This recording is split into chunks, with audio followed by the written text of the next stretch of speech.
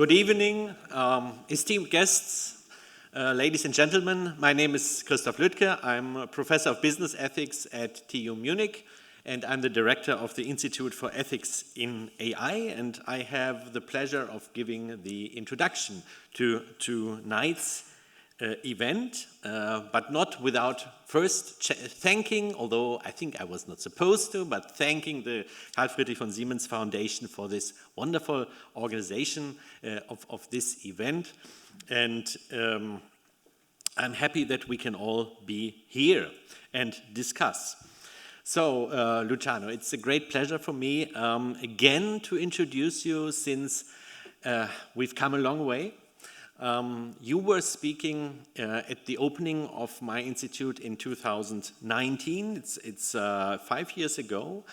We had a big event over at TU, and it's very interesting to see how since then the situation has changed. So we are discussing AI ethics today, and we are not AI ethics simply, but also the philosophical foundation of AI. And at that time, it was still quite new. So we were starting work together with a group, the AI for People, in around 2017, 2018. We published a paper, and by that time, people were aware that there was something going on, that AI was going, or at least some people were aware that AI is going to change their lives, but not yet in what ways, and not yet so much what the ethical side of that story would be. It is still interesting, however, and I like to compare this to other technologies, where the ethical questions came onto the agenda much later.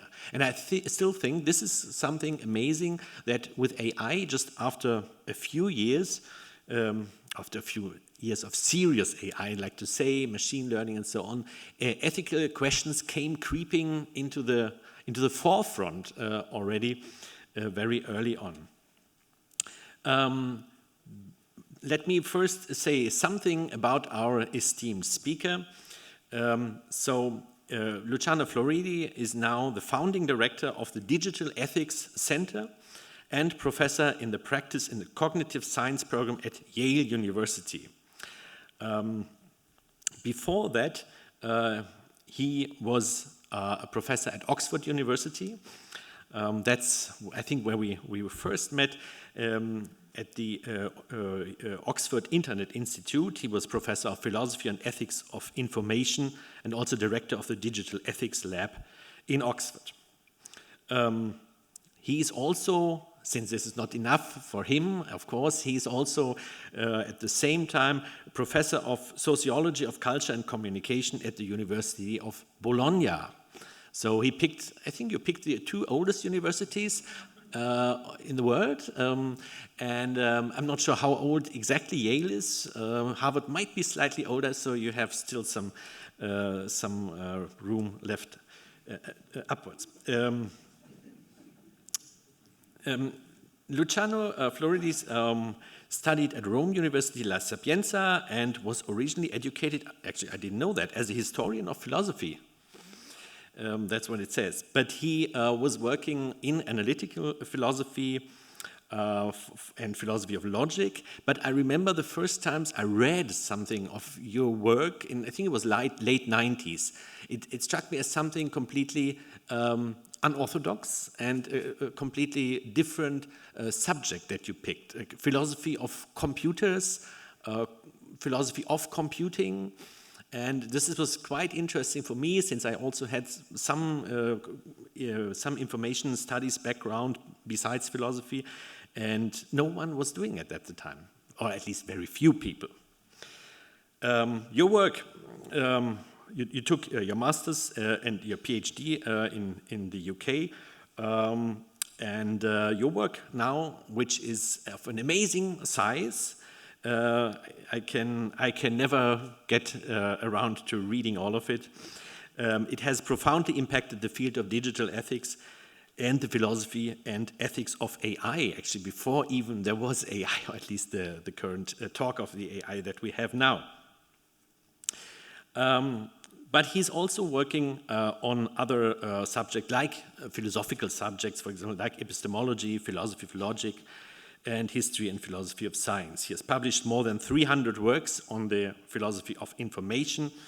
In particular, of course, I need to mention the books with Oxford University Press. Not all of them, since even for that we don't have enough time.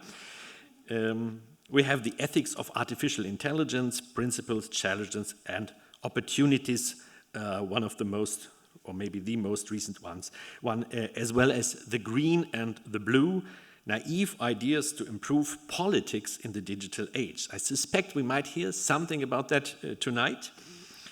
And of course, those have also been translated into many languages, which is now so easy actually to do. Also, I need to say that you're not just a philosopher of information or of digital ethics, but you are one of, if not the most cited philosopher currently, or living philosopher, still living philosopher, according to some statistics. Good luck. So you're really widely read, and your work has been recognized by many awards and prizes. And I need to mention that in 2022, you were given Italy's most prestigious honor, the title of Knight of the Grand Cross of the Order of Merit, which is, as you know, there's always talk in the UK about someone getting knighted. This is one step ahead of that, one step up. So, without further ado, or much further ado, I will just like to say it is your personal work that strikes me as being really unique of its kind, but it's also now the institution they're working in and the institution you will be developing now, which I'm sure will become one of the most known institutions of its kind around the world. And this topic is, of course, evolving at the moment. I think we are at a very important point in time, since what we see now is a kind of shift towards a more law-oriented approach to ethics, to regulation. We have the EU AI Act now, which looks like it's now in its final form. In 2019, when we last spoke, we were still discussing more the AI ethics, the ethical side of it. And while I think that it is certainly a good case to be made for now moving to regulation, I think it's also important not to forget about the ethics, because ethics is so much more than that. So ethics should be not just ticking some boxes and we are compliant with this and that, but it's much more than that. And I think this is what we had in mind also when we were discussing years ago. And so I am really very much now looking forward to hearing your thoughts about from updating to upgrading modernity, new ideas for the digital age. Luciano, you have the floor.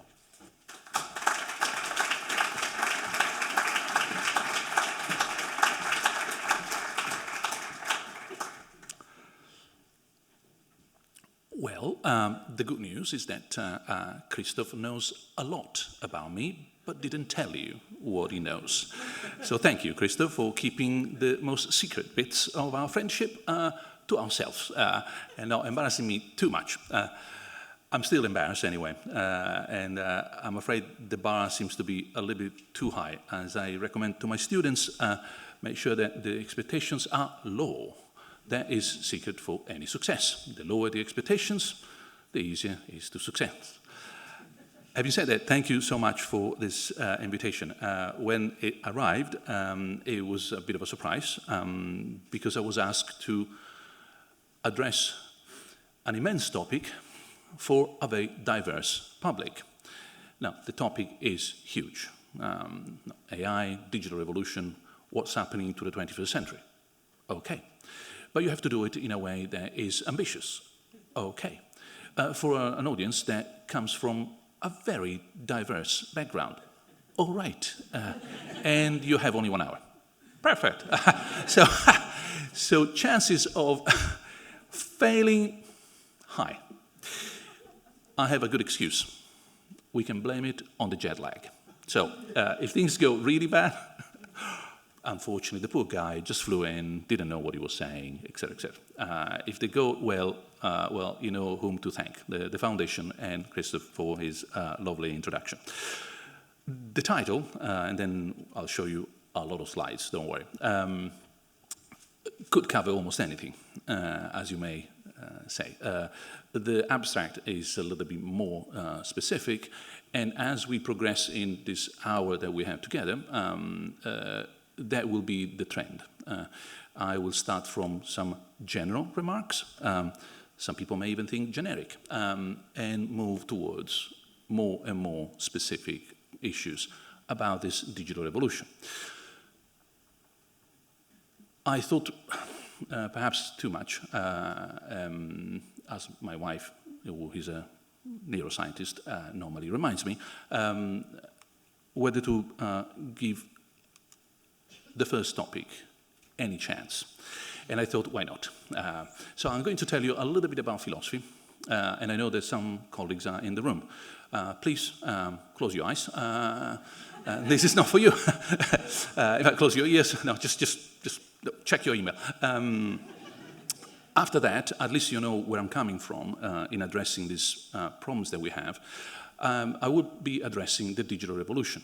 What is happening under our eyes has been happening for a long time, decades. In fact, some of my students don't even know that has been happening for decades. They just grow into it. And that is the topic of cut and paste.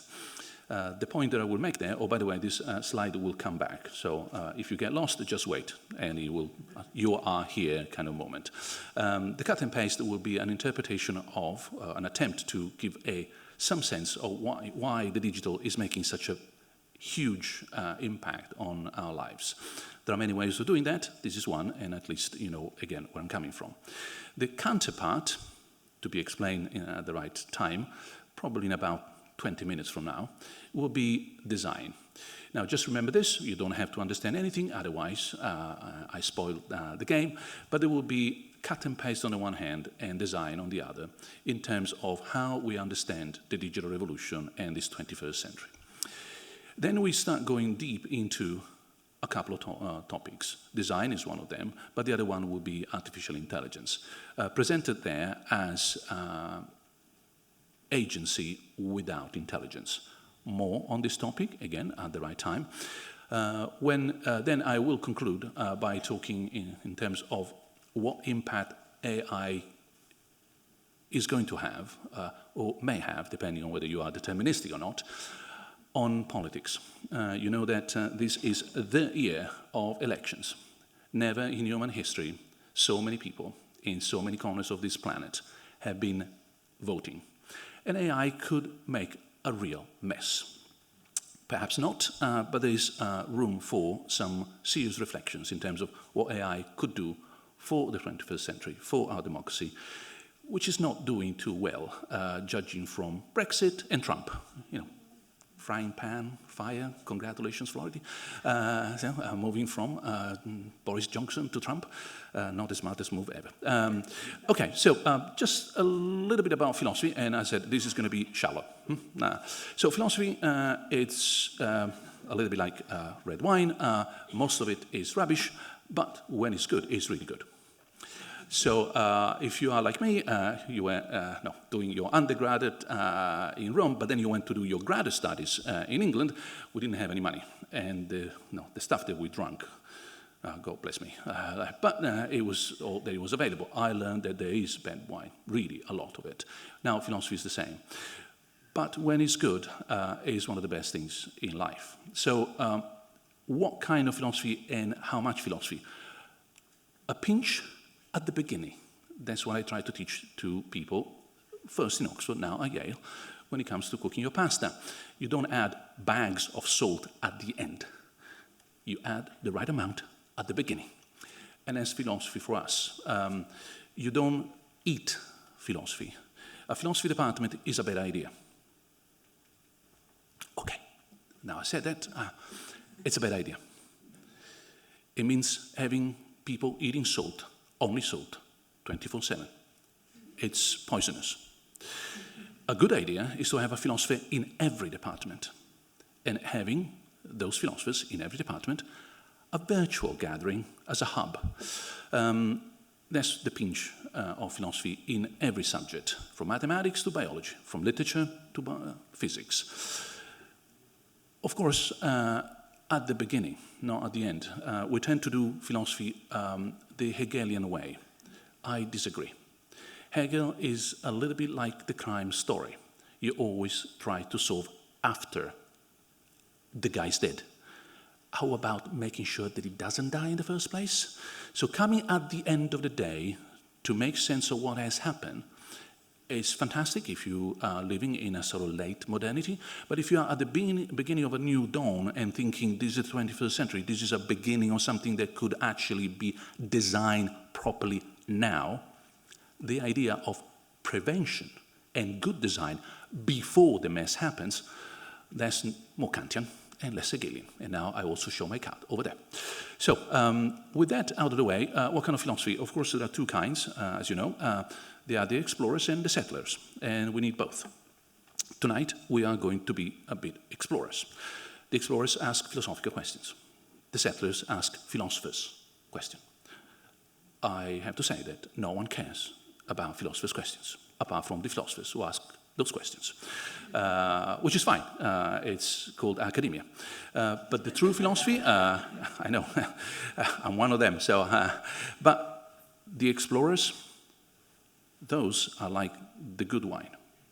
Now, that's why the history of philosophy goes up and down. And you say, oh, what happens? One day is the best thing in town, the next day... So one day you have, I don't know, Plato and Aristotle, and the next day you have the Platonists and the Aristotelians. One day is Kant and then the Kantians, and then Hegel and the Hegelians, and Heidegger, the Heideggerians, and Wittgenstein. You get the gist. So you have, no, at the top of the curve of the sine wave, you have the incubators and influencers. That's the way you talk to my students, by the way. So they get the Aristotle, Plato. Those are incubators, influencers. Oh, okay, that's cool, guys. But also you have scholasticism at the bottom. Now, unfortunately, in this particular age in which we live, we're just coming out, at least in my impression, of a scholastic time. We are interpreting the great masters. And the hope is that we will get out of this bottom curve and we will regain the top of the game. We'll reopen a good bottle of wine. We'll stop being isms of this or isms of that, and think with our own brains, believe it or not. With that, it means that we have to reboot philosophy, which is always a classic. Any philosopher thinks he's rebooting everything. And of course, you end up repeating something that said someone else. You don't get a Descartes every day. So, with this out of the way, so you know where I'm coming from, the cut and paste. So, welcome to the 21st century. There's a big revolution, the digital revolution, everybody knows. You cannot escape it. It looks like this. And this is just a slide which I could expand in 3 hours chat on how everything is increasing. We got billions and billions of microchips everywhere, in your car and in your toothbrush. Billions of people now connected. More devices per person than you can possibly imagine. We get into the 10 devices per person on this planet. Just think about all the stuff that you have around you. The time spent on online is now uncountable. In fact, if I'm right, I'll tell you more in a moment. But this divide between online and offline is a 20th century idea. We live on life, as I mentioned many, many times, forgive me. That's with a project that we did a long time ago with the European Commission. On life, a single word, means that the two are now mixing. There is more computational power than we can possibly imagine, and is growing. And of course, networks everywhere. Last couple of weeks, the European Commission decided that it's time to get serious about undersea cables. Well, welcome to you too. Of course, that's where every bit of your internet goes. 90–95% goes under the sea. Or it's been going there since the telegraph, so since the Victorian age. That's where you actually control. And if you cut one of those, well, goodbye to the whole.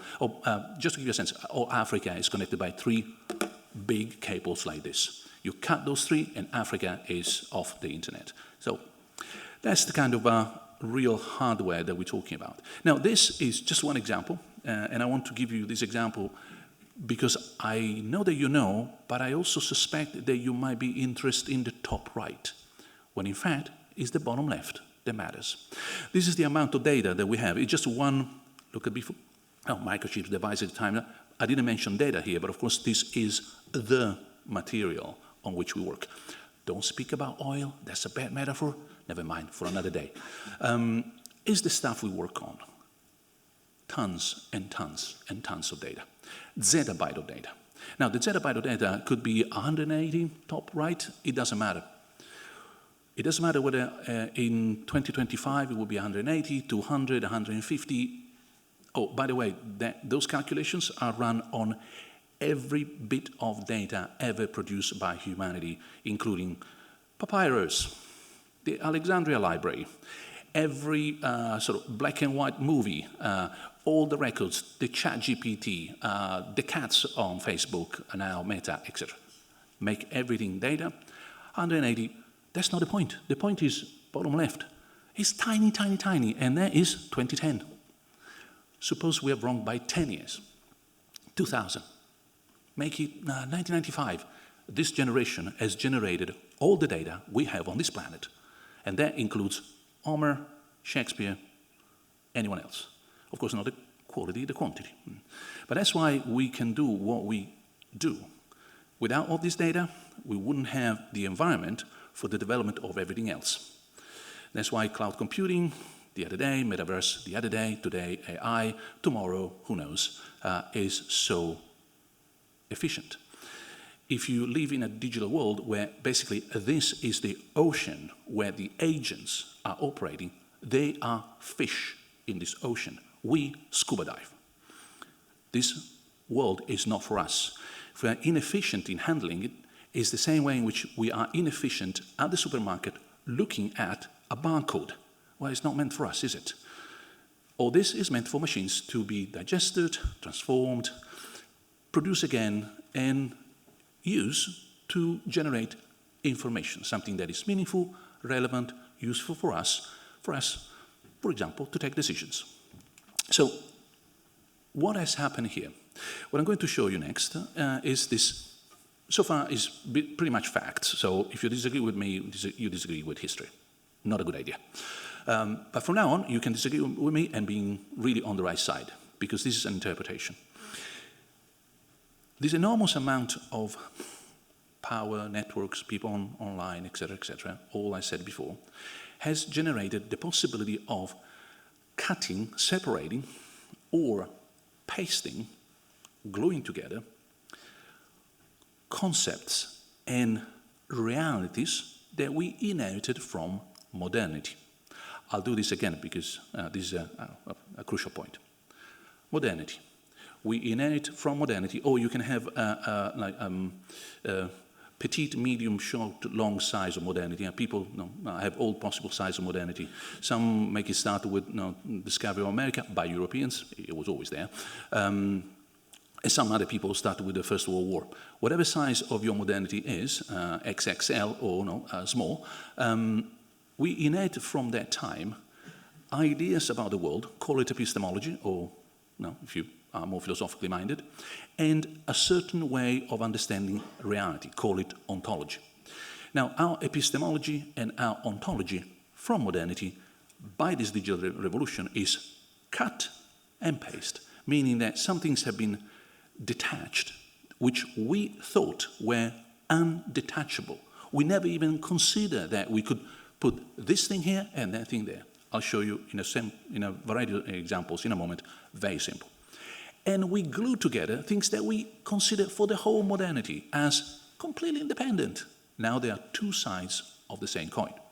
Some examples will help. Presence and location. depending on your age here, this is beyond trivial. Of course you can be present somewhere and located elsewhere. Duh, of course, what's the big deal? That would be my 18 years old in the classroom. But for someone like me, who actually had to go to the library and pick up the book and come back, this is still extraordinary. For someone who ever actually had to go to the bank and deposit a check and come back, presence and location for the whole of history of humanity were two sides of the same coin. If you pick up the gods, the Greek gods, when they have to fight under the walls of Troy, they have to go there.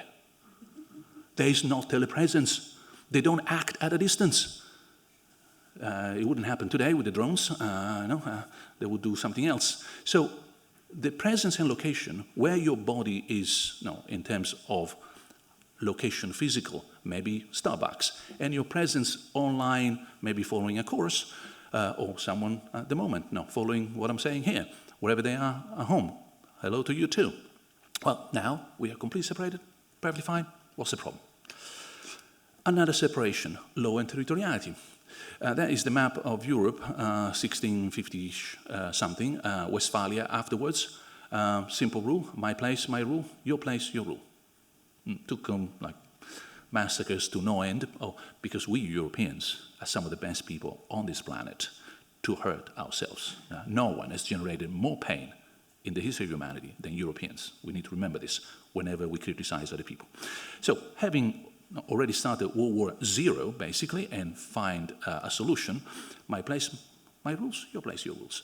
We've been handling that sort of territoriality of the law from 16-something onwards until yesterday.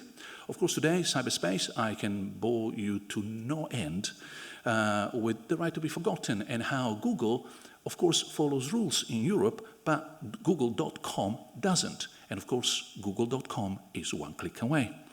So what's the difference? None. So when France, we were doing this work with the European Court of Justice, Google Advisory Board, etc., complained that it was useless to block only some kind of search, etc., by Google in Europe because it was just a click away, anything else, and he tried to impose a global block.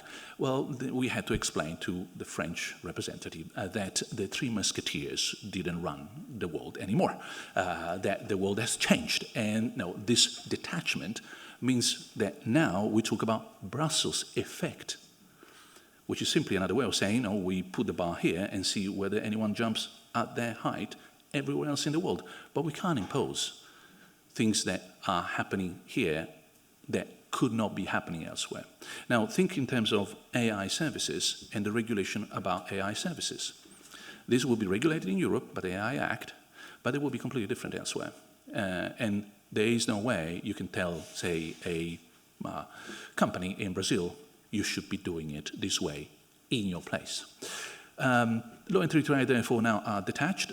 They are quite independent, often. I go quickly because I think you get the gist. Now, we have put this space in which we live, this infosphere, where analog and digital is one thing. You are in your kitchen, you are listening to, possibly downloading some music, won't mention any particular app, would not be elegant. And while you are downloading the music, streaming, you're also reading the recipe for that chicken on, say, your smartphone. Again, any company not mentioned. But, of course, the chicken, I hope, is analog, in the pan. So are you online, are you offline? Is that space physical, digital, analog? It's an infosphere, it's mixed, it's hybrid. It doesn't make any sense to say one thing and another. If you're driving a car while not listening to some music, but also being driven by or told by your assistant where to go. Again, is that analog, digital, or both? To us now, is no longer detachable. Our identity, we are describing Europe as data subjects. Until recently, our information was one thing and our identity was another. You might provide details about you, but for my grandmother, she was that particular individual. And of course, there was some kind of ID stuff. Today, we think in terms of personal identity as information. This is strange. By the way, you remember how biometrics is old. Remember when Odysseus came back home? It's all biometrics. Think about it. the smell of the dog, the scar, how he can actually use the bow. I know it's all back to high school, but it's all biometrics. So we've been there for a long time. But today is just two sides of the same coin with data subjects. Plenty of implications for medical research, by the way, but for another day. And of course, I mentioned this already, on life. That's how we experience the world today. And anyone thinks, oh, but surely when I'm downtown, walking, I'm not online. Meanwhile, your phone is geotagging you 24/7. Well, I'm afraid bad news. You are inside the infosphere and you live on life, whether you like it or not. Of course, this doesn't apply to the rest of the world sometimes. There's a digital divide and many other problems. More on that if we have time during the Q&A, but this is where we are gently moving as we enjoy the digital revolution. All this and more, so the cut and paste, the separation of concepts or facts that we inherited from modernity, like now, for example, presence and location, and the gluing of things that we thought from modernity, they were completely independent, but now they are two sides of the same coin. Well, this has generated a lot of uncertainty or rethinking. Now, this is happening quietly. We are not doing enough critical thinking about this, but it is happening anyway. So I like to call it a conceptual deficit. It's a bit of a sort of big word, big expression, but that's what it is. It's like having an account in history, and that is your conceptual account, and history tells you you are in red. We need to talk about design, and I'll do that in the next slides. We should talk a little bit less about discovery and invention. These three, discovery, invention, design, are the three legs of a stool. That stool is called innovation. So you innovate by designing something new, discovering something new, or inventing something new, normally all three together. So there are ages of discovery, ages of invention, but our age clearly is the age of design. More on this in a moment. We need to talk about agency, I told you, artificial intelligence, etc., but not really of intelligence. There are many more things we will not cover today because I was given only 1 hour, not 1 day. So we can blame it on the foundation for keeping this short. But for example, we are moving towards a more relational thinking in terms of the world rather than substance. We are increasingly, especially the young generation, thinking in terms of networks rather than mechanisms. And if you are wondering what's the difference, a mechanism is bottom up. Pieces, think of a car, wheels, chassis, engine, each of them independently existing as they are, you put them together, you make a system. That's a mechanism. A network does not have nodes independently that you link. It has links that when they cross, generate a node. So think in terms of roads and crossroads or roundabouts, you don't put roundabouts first and then you build the roads in between. If you do that, reconsider.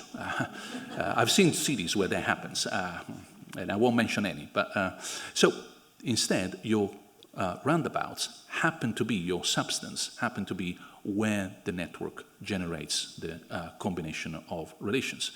Cooperation, less competition. Control, not possession. Poiesis, not mimesis. More on that, on the final Greek word, just for a second, because it will come back in a moment in a few slides. If you pick up a textbook on philosophy of science, it will be pretty much classic. It will tell you a lot of methodological interesting things, plus examples from the sciences. And it will describe the sciences, especially physics, as sciences that describe the world.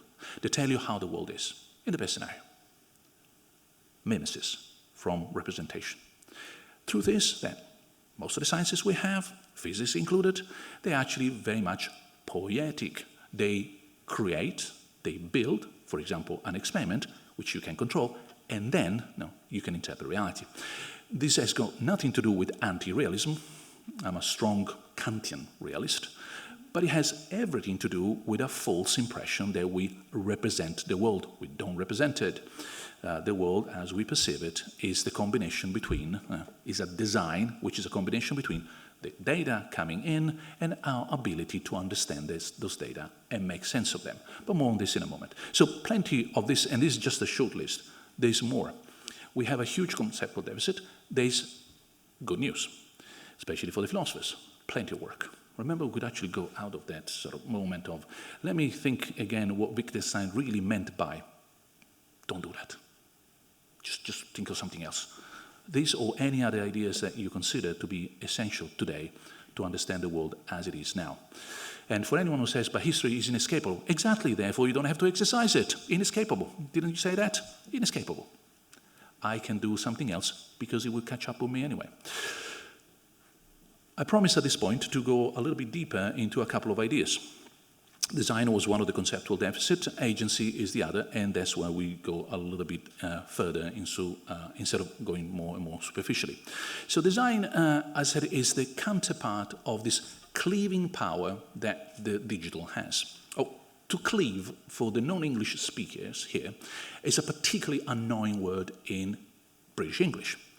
It comes actually from two words that in the original German-like sort of roots meant two things completely different. One meant to put together, to glue. The other one meant to separate.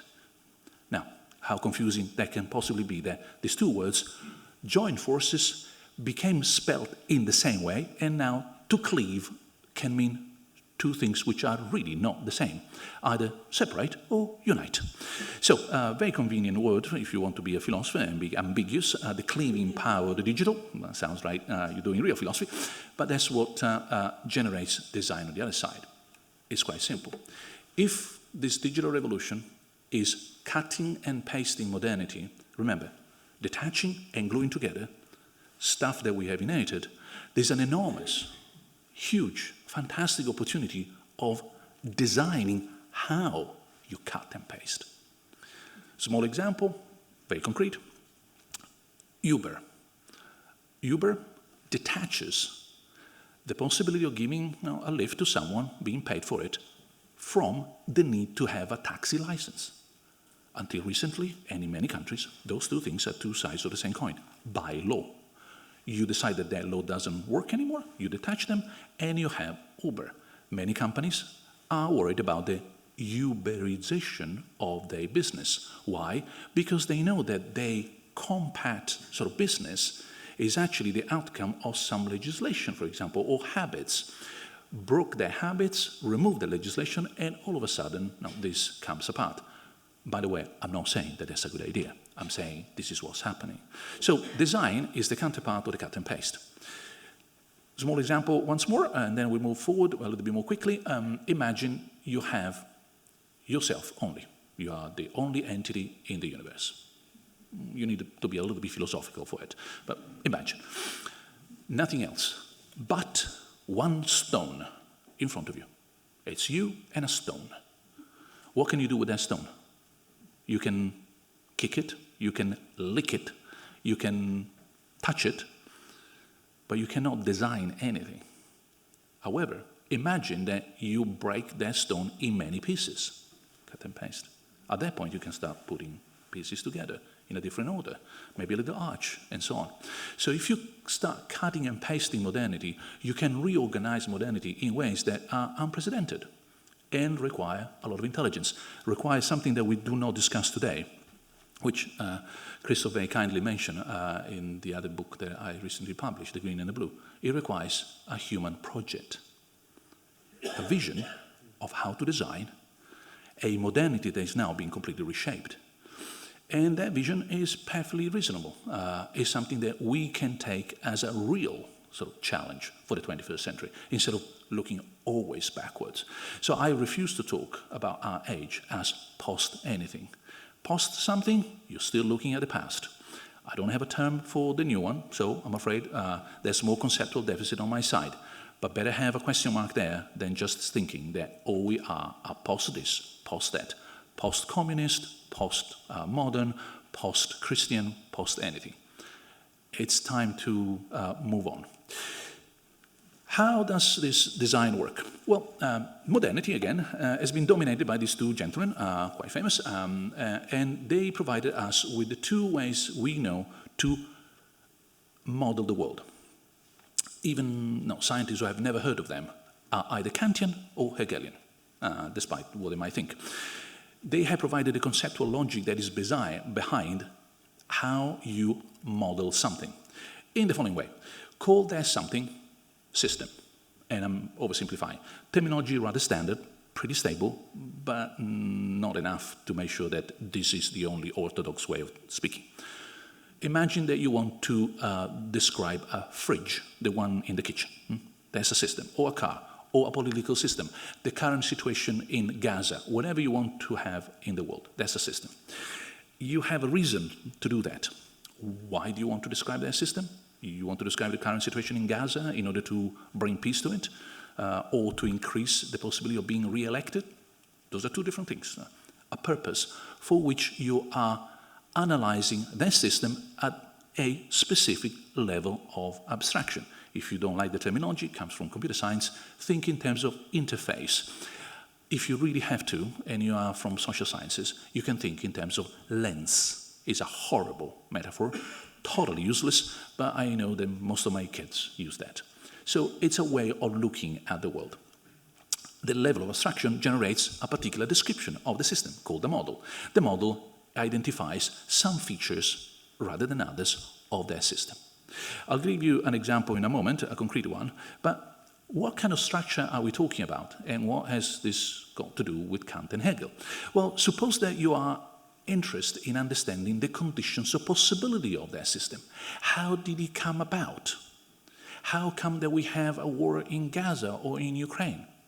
Why is there a fridge of that kind in my kitchen? Well, you are looking at the condition of possibility. Causality, you're basically looking at the whole world of physical, chemical, biological realities, etc. over there. And as you know, there is the Kant, transcendental logic will help. But suppose you want to understand the conditions of stability. Not how we got there, but how come that the system is having that dialectic inside. Is going neither too much here, not too much there. There is a conflict that has a counterbalance. For example, an economic balance in Bitcoin these days. If anyone has invested, it's good news, by the way, this week's. And I can see some of you smiling, rightly so. There is a dialectical logic, and it's looking at the conditions of stability. Now, neither of them looks at the condition of feasibility. Why? Because both Kant and Hegel and the modernity look at the world as something given. They try to understand what the world is like, whether the war in Gaza or the fridge in your kitchen. They're not thinking in terms of how do I build a world that is not there. That is design. And there is the condition of feasibility, called also requirements. So, a design logic, for example, you want to build a new iPhone, you have a particular purpose, whatever Steve Jobs had in mind, generates the blueprint, which is a model of something that does not exist. You're designing for the first time, ever. So it's not a Kantian move, and it's not a Hegelian move, it's a design move. So you look at the conditions of feasibility, the requirements, he has to do this, he has to do that, he has to cost this much, he has to have this feasibility, he has to be attractive, he has to have color screen, he has to, etc., etc. And finally, you can build something that is not there. So the three conceptual logic of information here, and remember, we're talking about design as one of the conceptual deficits of this digital revolution. You can go transcendental, you can go also dialectical, or you can go design style.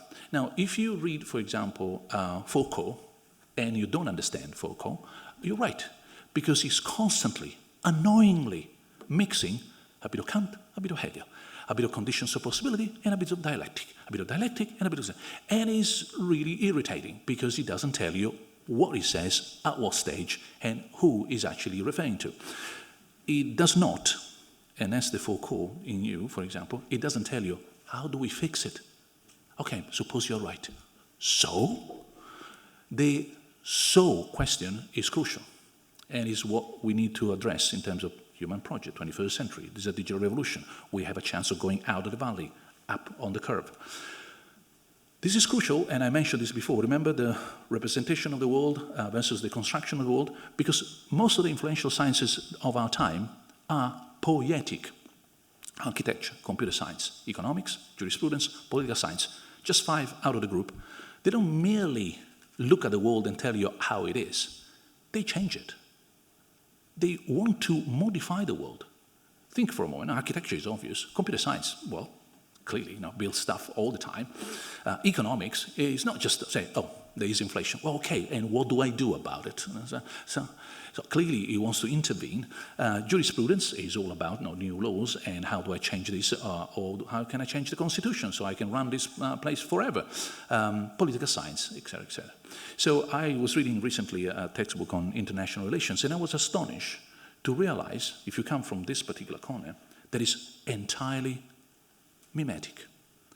If you pick up your classic textbook of international relations, it doesn't tell you what should we do, how do we build a better world. Is this fixable? What did it wrong and what we can learn, therefore we don't do it again. No, it tells you power, energy, money, weapons, etc. And it's not about, it doesn't seem to be, about telling us what we can design. So there is, again, for the maybe early stage career in the room, also known as young people, a chance. You can start a new discipline, a more sort of a normative international relations discipline. But back to us. So all this is one chapter. And there's much more, of course. But let's shift the other chapter with a second example. At least we have 2 examples of a conceptual deficit when it comes to agency. Well, agency brings about another cut. And this cut is extraordinary. Now, this is unorthodox, and for people who don't know much about artificial intelligence, I need to warn you that I'm the only one who thinks so, what I'm going to say. So the chances that I might be wrong are high. Of course, I'm going to tell you thinking that I'm right and not wrong. But the chance that I might be wrong, well, numbers. Currently, artificial intelligence is sold to us by every newspaper, and I just bet, I haven't read it, but I bet that in Germany as well, as a marriage between some kind of engineering and some kind of biology. The engineering is creating the artifacts that have abilities that look like, are kind of, better than, surpass biological intelligence of today a rat, tomorrow a dog, one day human beings, and God knows what. So this idea that essentially we are creating engineered intelligence, so engineering, that's the marriage. And everybody's worried about the marriage. Is it happening? Is it not happening? When it happens, do they really get together? Do we have to have a good marriage, a bad marriage? Well, what I'm going to present here is that it's not a marriage. It's a divorce. And is not, remember, is not a glue, is not a paste of, say, some kind of artificial entity and intelligence, is a cut, is a separation between something that we have always assumed to be not separable. Agency and intelligence. Agency meaning the ability to carry on a task or solve a problem in view of a goal successfully. And intelligence, something that you don't need to do that. For example, playing chess. Over here, this little thing plays chess, I bet, better than anyone else in this room, most likely. And of course has the intelligence of a fridge, the fridge that we saw before. How did it happen? The chess agency of this phone has been detached by the need to be intelligent in winning when you play chess. That happens also with parking a car. And there's a good thing, given what people do when parking a car. So let the car do its business. It does it better. This detachment means that there's more and more space in between what agency looks like and what intelligence looks like. Now, there's plenty of consequences in all this. This has happened not only because of the gigantic amount of data that we have, but also because we finally moved from logic to statistics in AI. When I was teaching a bit of AI, I come from mathematical logic, so I used to teach mathematical logic and, of course, a bit of a prologue or what looked like some beginning of neural networks in the late 90s. What we had were mathematical models, but you couldn't even dream of implementing those mathematical models because you didn't have the data and you didn't have the computational power. And of course, you didn't have the money to buy the data and the computational power. But money apart, you just didn't have the data. Remember when I show you when the data all popped up, roughly, so 20, 25 years ago? Well, 30 years ago, they were not there. I didn't have enough cats to have a network to learn cat, cat, cat. That's a cat. So we move from the old AI, which was deduction, if, then, that's how you used to play chess automatically, to association. Data, data, data, data, bingo. Information. Now this means, normally, and there's an objection in the room that I hope someone has already had, how can you possibly have a divorce successful? Because if anyone tries to park a car at zero intelligence, there's a disaster. Don't do that at home, please. If you cook a pizza, these are all real examples, like a robot, with zero intelligence, it's a disaster. If you buy Bitcoin with zero intelligence, or if you do anything with zero intelligence, is a recipe for disaster. How did it happen that separating agency and intelligence actually succeeded? And that's what I want to show you. This is why. So I turn off the audio and I can describe what is happening here. We transform the world into something that is friendly to the machine. You don't have androids collecting strawberries. That is Star Wars or Elon Musk. What you have is a whole world, and look at how those strawberries have been put straight in a single line so that the machines can do what the machine does. Essentially, think in terms of a dishwasher, you build a whole box around the simple abilities of a robot inside the machine. So as, there's another example, as we build a world that is increasingly machine-friendly, guess what? The machines are very successful.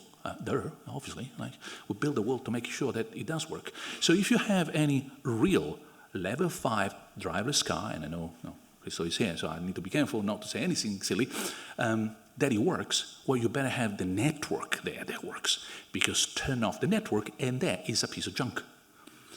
Where I live, in the middle of nowhere, Woodridge, Connecticut, my car, which is pretty much probably level 3, every now and then, hands on the wheel, because there are no signs, doesn't have the signal, doesn't see the road, there's no everywhere. So, why? Because the surrounding is not friendly to the level 3 car, let alone level 5. So where are level 5 going to happen? Look what the person is over here. That space is not for a human being, it's for the robots. Oh, the robots are much easier to present. So all that, how does it happen that we have all this? Remember all those data? When ChatGPT works inside that ocean of data, it's its own environment. We would never even be able to imagine. In fact, we never did imagine through centuries of grammatical work on English that there was such deep structures there that could be captured statistically, which is what ChatGPT does. So ChatGPT does for language what your average pocket calculator does with numbers. It doesn't have a database, no, just in case anyone, I know you know, but just in case. It's not fishing from a database. Of course, no one thinks that your pocket calculator is either conscious or intelligent or is going to walk away with your credit card tomorrow running with Roomba and have a holiday in the Caribbean island because, of course, it's a piece of engineering stuff. Zero understanding, and honestly, stochastic parrot, if you want to discuss that. It's a better analogy. Parrots are way more intelligent. Of course, the analogy has a limit. Your pocket calculator is algorithmically deterministic. It does what it's told to do. These things are statistical, meaning that if you are a legislator, and I hope someone is listening because I heard them already, I won't mention names, but it's a real fact, and ask OpenAI, it has to provide certain, as in no doubt, information. Well, you don't understand how these things work because it's statistical. So the certain elimination of doubt would require the other AI, the one that it was deductive, where you can prove that the outcome is and can be only that. This is statistical, so everyone then will tell you that Luciano was born in Genoa, as he does, because my brother has a lot of business in Genoa. So, no, Floridi everywhere. So every X number of times it will tell you, Rome, Genoa. Can't eliminate that, unless you eliminate the whole Luciano from that. Is it really the case? Isn't this not proof that we're not going there? Didn't I tell you, look, no, this is not the future. Look how beautiful it is. Now, this is Tesla Optimus 2024. Don't you want to have that at home? Doing the ironing, pressing.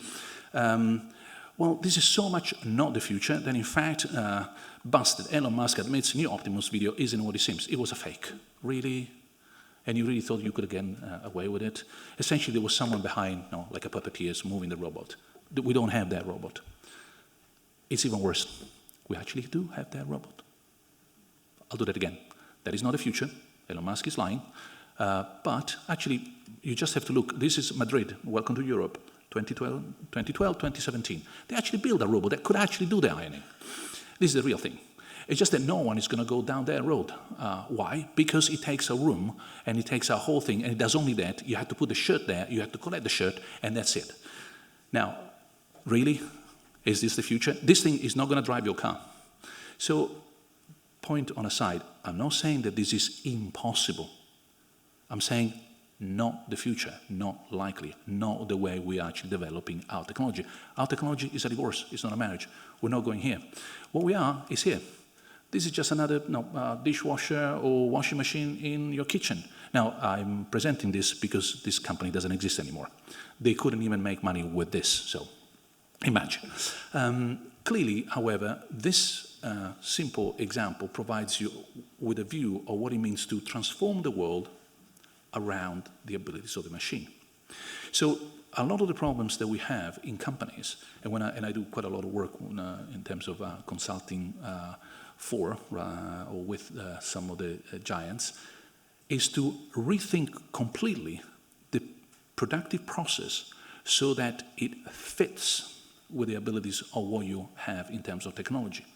What you don't do is to keep the, say, production line as it is and put in robots or ChatGPT style or large language model or any generative AI or any other model of the kind to see whether you can improve it. That's a bad idea. That leads to disasters. You have to rethink so that it fits backwards. So you have to reverse engineer the thing. We still have a bit of time. I'm looking at our guest, yes. And we come to the most meaty part, because so far I haven't told you much, to be honest. So, a quick summary for anyone who was sleeping and got distracted. One, philosophy is the best thing you can do with your life. That's it. But it has to be that good bottle. Otherwise, it's a real disaster. Don't do anything else, okay? It can really greatly help us to shape the world. And I can't believe I'm saying this that I'm no longer 16 years old. I'm 60, not 59, but I still believe that. We have to believe that thinking ahead, thinking hard, thinking deeply, and for goodness sake, I'm in the right place where this is happening. No, you're the Greek or German philosopher at the end of the day. So surely that changes the world. Surely you can send things slightly better. There is not much margin for decision, but that margin can be grabbed by good thinking. We're not doing it. We have a conceptual deficit. That conceptual deficit has been generated in a good way by a revolution.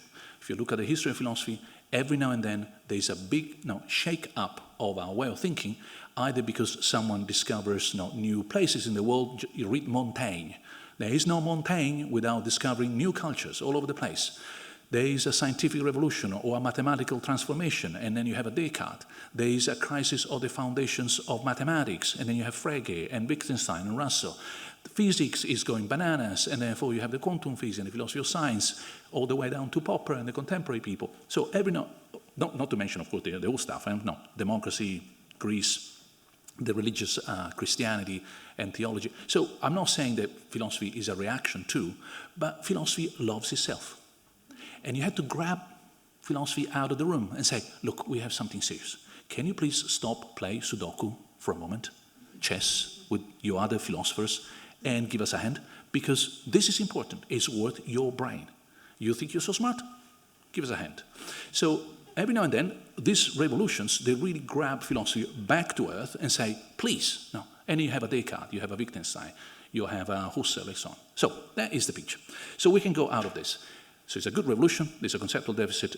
I illustrated that conceptual deficit is generated, I know that you don't have to agree with me, by a unpacking, cutting, or packing together, not gluing together, elements that we have inherited as ungluable or non-separable, but all simply totally independent from modernity. I gave you a few examples. There are many, many more. So this has shaken up a lot of certainties. The Urphilosophie, the philosophy behind the contemporary philosophy, which is what is sedimenting through millennia and what remains in our way of understanding reality, is really saying, look, something is in need of a reform, a rebooting. Fine, I'll give you a couple of examples of something a little bit deeper, meaning not much, but in terms of all this conceptual deficit. For example, well, since we spoke about cut and paste and design, I spend a little bit of time on design, and then I spend a little bit of time on agency. Agency is one of the most intriguing at the moment concept that we need to rethink. And now we go into one specific page in this chapter called Agency in the big book of conceptual deficit. The page is, well, if AI is this divorce between agency on the one hand and intelligence, which you can simply use hypothetically, how does that agency affect socio-political agency? Think in terms of a chessboard where all of a sudden you have a new piece. Well, there are lots of agents, pawns and bishops and queens and kings, but then you drop one more piece. There's an extra bishop. That changes the dialectic in the game, so to speak. So if I'm right, this new form of agency in a society that is complex, digital, etc., is going to make a big difference. The difference is political. That is the last part of this long hour we're spending together. Okay, ready? Go. So, representative democracy, step back. If you pick up a textbook again of what is representative democracy, they will tell you that there is an ongoing debate between two groups of philosophers. The ones who support an interpretation in terms of procedures, well, democracy is defined by the rules you follow. And the other ones who tell you that it's actually about the values that are being pursued. First the values, then the rules. The other people say, no, it's more formal. The rules and then the values. Debate, and as often in philosophy, that debate is exhausted. The intelligent things that could be said on that debate pretty much have been said. So you can learn, but there is not much to add. However, if you come from the first half an hour that we spent together, you start thinking, oh, maybe something else. Maybe it's a cut and paste thing. It could be a matter of structure of power. So, and then that's what I'm going to elaborate in the next couple of slides, instead of thinking that here is democracy and then democracy is identifiable in terms of what rules you have or what values you implement, you step back and say, but democracy is a matter of power. And what kind of power is not democratic? At the bottom, the very first step that we need to take to have a democracy. Democracy is a complex building, but the very, very first foundation of it is a separation between those who have power and do not exercise it. That's the people. And those who exercise power and don't have it. They don't own the power. If you think of it, this is something new, so you can disagree with me.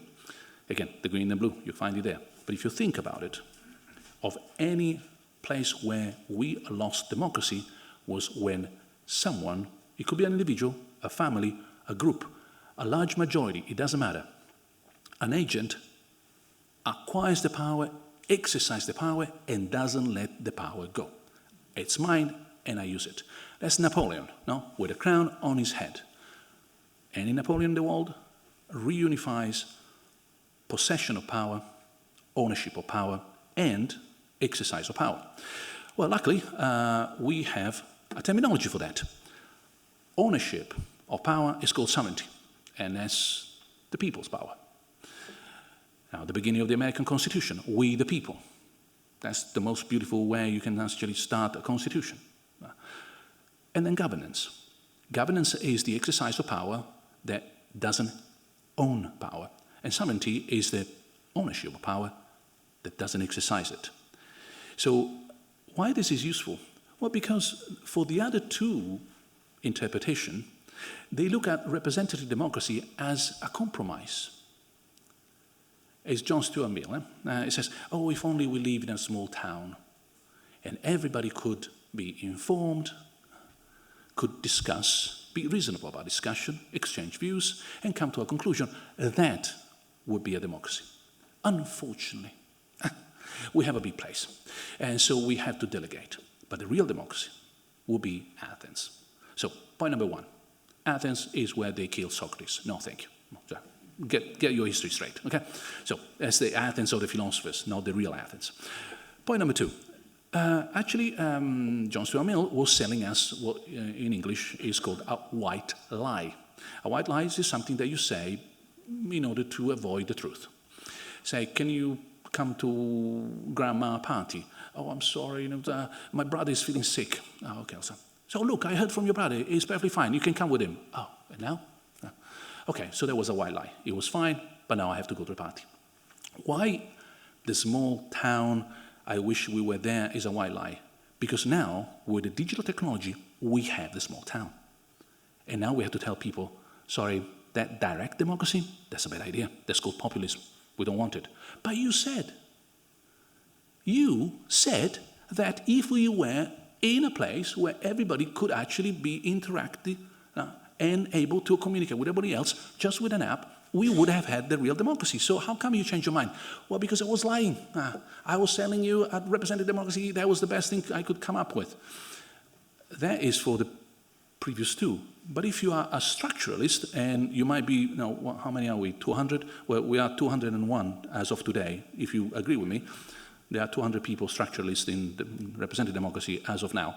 And believe that actually representative democracy is not the compromise, is the goal, is exactly what you want. You want to have representatives that exercise power, don't have it. You want to have people who have the power but don't exercise it. You separate, bingo, you have the solution. So we get a lot of mileage out of this structuralist view. We get more because these are trivial points, and I want to skip them in order to get to this structuralist issue. AI can have a bad impact on democracy. For example, by eliminating any separation between ownership and exercise. Autocracy, sovereignism, these are things that AI can actually support. It can generate the wrong separation. Cronism, populism, again, totally fine in terms of I use AI and I am Donald Trump. Watch me. And wrong allocation. Crisis of sovereignty, loss of sovereignty, we got plenty of that, for example, with companies being as powerful as states. This is not just me, it's the Senate. A committee of the Senate saying these companies are now sovereign states. We should not give up our democracy, etc., etc. So, bad impact, plenty. AI can and does exacerbate the crisis of democracy. It can also help it. These are also trivial points, so we're going through them quickly because I don't want you to focus on them. Of course, it can do what it's supposed to do, separate the people who have power from those who exercise the power, democracy, non-democracy deficit, generate pluralism, support minorities, make sure that there's not loss of sovereignty and there's a digital sovereignty, for example, in Europe. All this is in the cards, but these are trivial points. The good ones and the bad ones are normally not in as many words and not analytically, but what you find in a decent newspaper. We need to dig a little bit more deeply. Can AI mitigate the crisis of democracy? Well, I was told that I had to test your patience, and I am. So all the fault with the foundation. So a little bit of an X-ray, I thought we're almost there. Step back. What is a democracy? Well, it's when you have a separation between those who have it, no, sovereignty and governance. Is that a good thing? Yes. Is that a compromise? No. That was the goal since day one. That is not a bug. No. That's a feature of our representative democracy. That's what we want. Fine. Can AI do good things or bad things to this representative democracy? Yes, plenty. But can he fix the problem at the source of that separation? Well, hopefully. Can he solve the crisis of democracy? Well, what is exactly the crisis of democracy, if you look at that separation? Is that the separation is not being recomposed. When we started this journey, and it's not a long time ago, I know democracy is a young experiment on this planet, we thought that we had to have that separation as powerful as possible. We had to make sure that, for example, the three powers were very independent and separate, that there would be two chambers so that there would be a balance. There would be a way in which a Supreme Court would counterbalance, say, for example, in the United States, since I'm there, the power of the president. In other words, a lot of checks and balances to make sure that the immense power that the Napoleons of the world had could not be re-implemented. Of course, we didn't do a good job, and we fall into the trap again and again and again. But that was the traveling direction. Make sure that this ownership and exercise don't come together anymore. And now they don't. And that's why democracy is not working very well. Now look at it, for example, at the American Senate, and the polarization is so profound. In the population, everywhere, the divide is so rigid that what is the counterpart of the structural separation between sovereignty and governance, which is consensus, is not happening.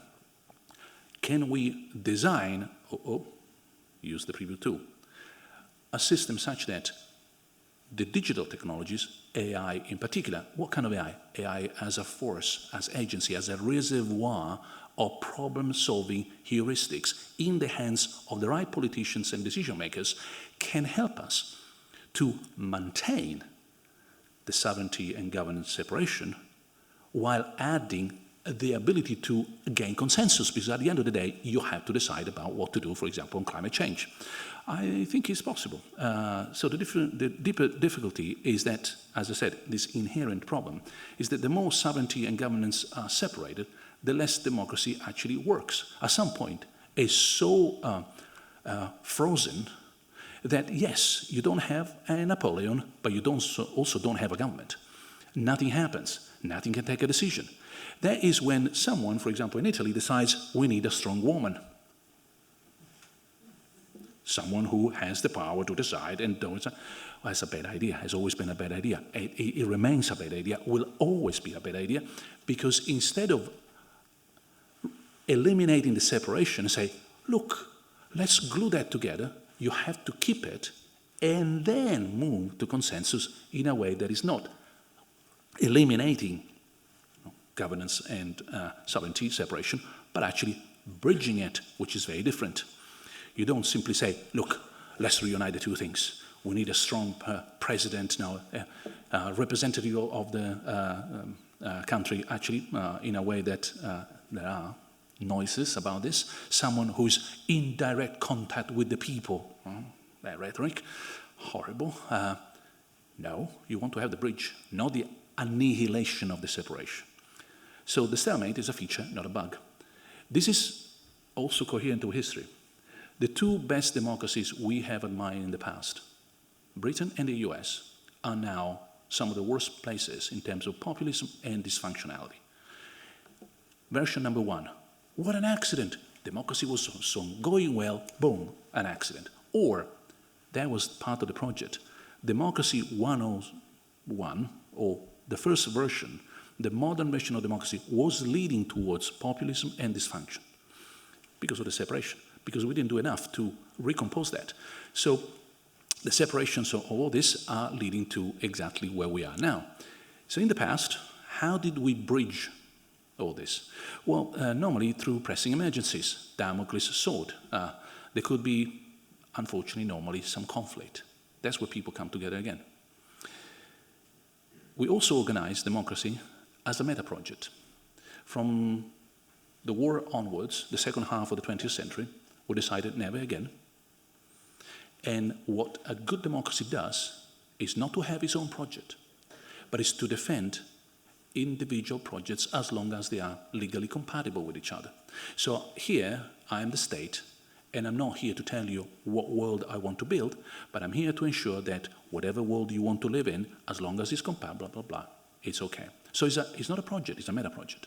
It's a bit like asking Alice and Bob, they are family, and you're asking them, Alice, what is your life project?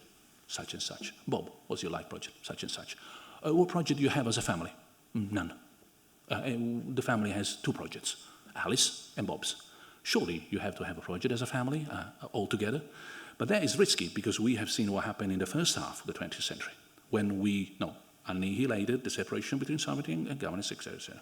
So what we also invented as the only way of making sure that that separation worked was competition. Now, competition works very well up to a certain point. Competition is what enables people to do well, but not to do very well. Small example, we're almost at the end, so give me another 5 or 10 minutes looking at the eyes of the... Yes, we can have that. I know it's been a long ride, but we're almost getting back to AI and digital revolution. So I provided this example more than once, so I'm sorry for anyone who has heard this more than once. There is a car out there that doesn't start. You and I compete, and no, it's the 5 of us, compete with each other to make it start. I go, push, come back, done my best, really good, can sleep, done my duty. You go, someone else go. Clearly, that threshold below which the competitive behavior of the agents makes no difference is obvious. Remember this, next time someone tells you, I'm doing it because I hope because it's useful. No, you shouldn't be doing it because that shorter shower, the fact that you took the bus instead of the car is useless. You do it because it's the right thing to do in the Kantian sense. Oh, that's a different story. Because you want to wake up in the morning and say, I took the bus. But not because you think that it's going to make a difference, because it isn't. Because meanwhile, there are billions of people who are destroying this planet, and your difference below that threshold is 0. Oh, but it could be universalizable. Well, that's another story. But you are just hoping that anyone else will do the same thing. Well, at least I do my part. Why are you doing it? Because it's the right thing to do, etc. So there is a threshold below which every good action has 0 effect. It means that unless we cooperate and the 5 of us go all together there and 1, 2, 3 push, the car is not going anywhere. That's why global problems for advanced societies are at high level of cooperation demand. The global warming is not going to be solved by me taking a shorter shower. That will be useless. By me voting the right people, but it will have to take all the agents on this planet to make sure. So competition as the only mechanism for coordination is not a good idea. There are other mechanisms. Almost there, I'll tell you more in a moment. So the result is that there is no unification through distant emergencies. If something is not pressing today, if people are not knocking at the door with a gun, maybe you're not sufficiently motivated to change your voting pattern. When finally Brexit happens, for goodness sake, and today we know that most of the British people hate Brexit, are against Brexit. They wish they hadn't done that, so stupid thing on that day. Well, it's a little bit too late. It was a distant emergency. Everything will be fine. So climate change, migration, local wars, these are all lack of coordination at a global level. Of course, individualist democracies are insufficient to cope with these global distant challenges. Competition, as I said, is insufficient because we need more collaboration, more cooperation, and more coordination. Now, these words are not just 3C. A small example, because we are getting close to dinner. Suppose you and I are leaving college together, okay? Goes in the past experience. And we coordinate. When I eat, you don't. And when you're cooking, I don't. We have only one kitchen. No, we share it. It's 5 of us. A real example. We're 5. We're coordinating who was cooking when, etc. Perfect. That's what happens on a motorway, on an autobahn. You go your way, I go my way. We just coordinate to make sure that I don't bump into you, you don't bump into me. That's it. That's not going to solve it. The next stage is that we decide that maybe we can do a little bit more and we can collaborate. We can cook together, and I cook the pasta, I don't know, you bring the wine, the good one. So we divide tasks into parts, and we can actually be more efficient. The best part is when you cooperate, meaning that we start by shopping together, we choose the recipe, cook together, eat together. If something goes wrong, everybody's fault. If something goes right, everybody happy. Now that's the final, ultimate level at which we can start solving global problems. That is where we have a bit of a paradox. And I'm asking you for 5 more slides for patience. Adding more concept to other concepts, I'm afraid, this is not the situation in which we find ourselves today. Think about it for a moment. The more affluent a society becomes, the more the individual in that society think that they don't need to interact with other individuals to make things happen. If you are in a poor society where we all need to, build a wall and there's nothing else, no tools, no nothing, well, we better come together because that wall is not going to happen. But if I'm in my house, you're in your house, I might not even know my neighbor. I know, my business, your business, as long as we coordinate. No? I park in my right place, you don't park in my place. That's all. So the problem is that affluent societies are the ones, however, that as they become better and richer, they also have global problems. So here's the sad story. Societies get better and better, more and more affluent, they become more and more individualistic. Meanwhile, they have problems that require more and more cooperation. That's where we are today. No, we need a lot of cooperation, we are an affluent society, we don't do that together, we have a war in Ukraine, we have a war in Gaza, and we are burning alive on this planet. Not a good idea. So, can we do something about that? Well, the ultimate risk for all this is that AI may actually make this stalemate permanent, irreversible. This is what happens. I remember when I started this chat. This is the year of elections. Never again, so many millions of people have voted in so many places. AI could actually make this fragmentation, this inability to bridge something good, which is a separation between governance and sovereignty. The inability to cooperate through individualism, permanent. And that means Donald Trump in the White House, kind of permanent. Just imagine what's going to happen. Now, this filter bubbles, fake news, polarizations, partnership, zero-sum games, this is a whole story. When Berlusconi decided to start politics in Italy, he introduced to the Italian discourse in politics the football terminology of zero-sum games. Now, who in his right mind can possibly conceive politics as a zero-sum game? I win, you lose. You win, I lose. Meanwhile, the nation goes downhill anyway. Congratulations. Surely, at some point, it is a matter of consensus, not of annihilating the opponent, but that's where we are. So, the benefit, and that's where I want to end, is actually the opposite. So that AI, remember, as a force of agency in the hands, etc., helps to overcome the modernity. And again, footnotes to footnotes. I describe that as a plan. We divided the world of power on purpose. It's just that the ultimate end of that trajectory is where we are today. How do we start the second stage? Sort of democracy 2.0, so to speak. By doing these kind of things, helping with the pluralism and multiculturalism through communication, helping to build consensus and trust through society and culture, helping politics through bipartnership, and changing strategy in terms of collaborative win-win games. By the way, for the people in the room, the economists in particular, we all know that there is the second half of introduction to game theory, which students don't read. And that is the collaborative games. We only know about the competitive games. Trust me, there is the second half of the book, and that's where we need to focus for the second half of this history of democracy.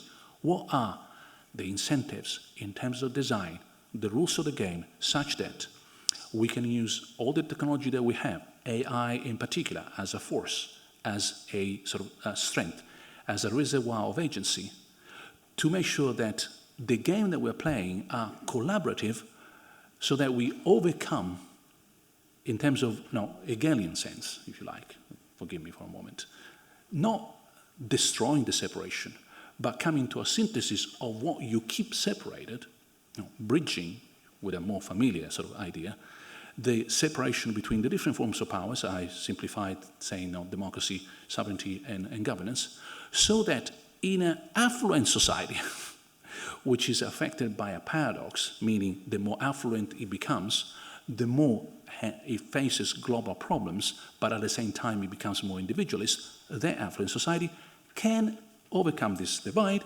play collaborative games, and tackle global problems that requires everybody on the same page. Not only all this, but you want to do this democratically without forcing people with a gun. Well, it's not easy, but we're almost there. So, final conclusion, AI and the 3C. Remember when we were in college cooking together? Of course, you want to coordinate, but collaboration is better, and some problems can be solved only by cooperation. There is no way we can push that car successfully if everybody thinks that doing your duty is to go there, push, come back home, and sleep soundly. Don't sleep soundly. You've done nothing. That bike you took tomorrow, it's pragmatically useless. It's a good thing in terms of Kantian ethics. We can do a little bit of democracy by stealth. The more of stuff of this you will find in the green and blue. Democracy by stealth is by doing something that brings about changes without people noticing too much. For example, lower the age of voting, or changing the voting system. It is extraordinary. If you just read anything about the voting system, there are tens and tens of different ways of voting, of shaping the vote. And depending on the voting system you adopt, you get a different outcome. So changing the voting system in terms of what counts as a majority, not how you go about expressing your desire and your will, it will give different results. Provably so. Lower age means that in a Europe that is getting older by the day, we need new people. We cannot simply have an age in Europe that thinks more about hospitals than about schools, more about pension than new jobs, inevitably. Large numbers, that's the rule. Not the people in this room, but no, if you have millions of people, they move in that direction rather than the other. A 16 years old votes normally different from a 60 years old. We need to optimize a lot policies. There is a lot of efficiency and efficacy. Just to give you a concrete example so that we come down from a lot of philosophy. Intra-party democracy today is a machine learning business. We are writing a paper on that as we speak, but there's been a lot of work already by many colleagues collecting a lot of material so that you can, at the same time, determine how democratic that party is inside and whether it can become more democratic. Just to give you an example of optimized, real, concrete machine learning out there. We can identify new solutions. For the chess players in the room, this is not new. There's something called irrational or illogical chess these days. In the history of chess, we have had only human brains to predict, again and again, playing again and again, what good moves would lead to a winning ending. We have explored an enormous amount of opportunities, and in the whole space of problems, we have explored this much. Today, you can explore, thanks to AI, moves that have been considered losing moves ever. Don't do that. They will crash you.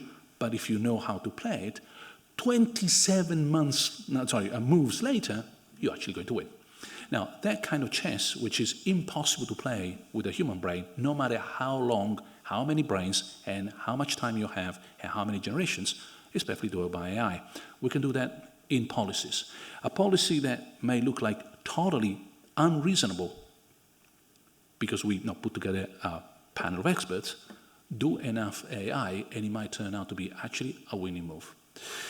We can leverage cooperative game theory. I'm actually looking for a game theorist who can help me there, so this is also a bit of a call for help.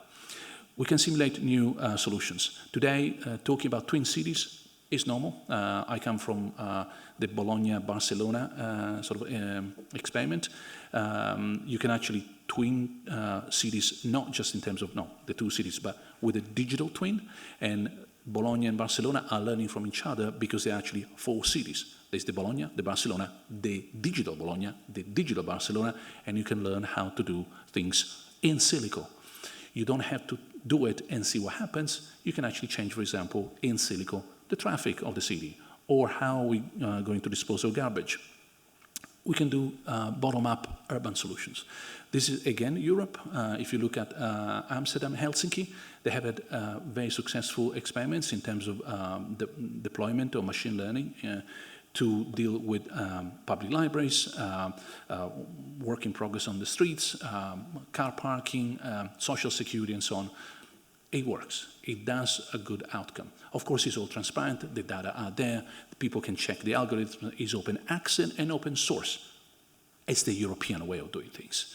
And as Thucydides would have said a long time ago, because this is the way we do things in Athens, because this is the way we do things in Europe. And we can support scale-up solutions that are good locally, moving up to a much higher level. Final slide, because we're running out of time now. Actually, no, it's 2 more, but we're there. So the future of democracy is actually these 3 C, coordination, collaboration, cooperation. Today, AI is part of the problem. It can and must be part of the solution. It can be done. It's a matter of design. It's a matter of grabbing the opportunity now, not waiting to repair it when we will have missed it. So what do we need to do? Well, I thought that this quote could end chat. It's beautiful. I use it more than once. It's from André Gide. One doesn't discover new lands without consenting to lose sight of the shore for a very long time. So my invitation for tonight is get lost. Thank you.